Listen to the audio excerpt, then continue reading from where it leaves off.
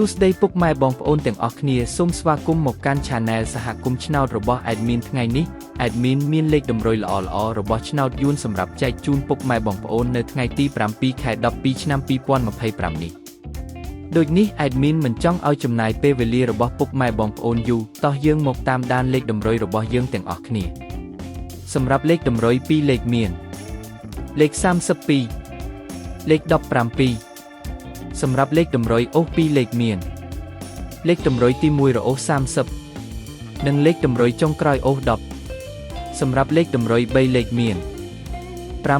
569គុណនិង312គុណសម្រាប់លេខតម្រុយថ្ងៃនេះ Admin សូមជូនពរឲ្យពុកម៉ែបងប្អូនជួបតែសំណាងល្អទាំងអស់គ្នាហេងមានលាភមានជ័យជាចុងក្រោយសូមកុំភ្លេចជួយចុច Subscribe និង Comment ហើយដាក់សញ្ញារូបកណ្ដឹងដើម្បីជួយផ្ដល់កម្លាំងចិត្តមកកាន់ Admin ជាពិសេសងាយស្រួលតាមដានវីដេអូថ្មីនិងលេខតម្រុយល្អៗជាប្រចាំថ្ងៃជាមួយ Admin សូមគោរពលាពុកម៉ែបងប្អូនពីខ្ញុំបាទសហគមន៍ឆ្នោតសំណាងល្អទាំងអស់គ្នាសូមអរគុណ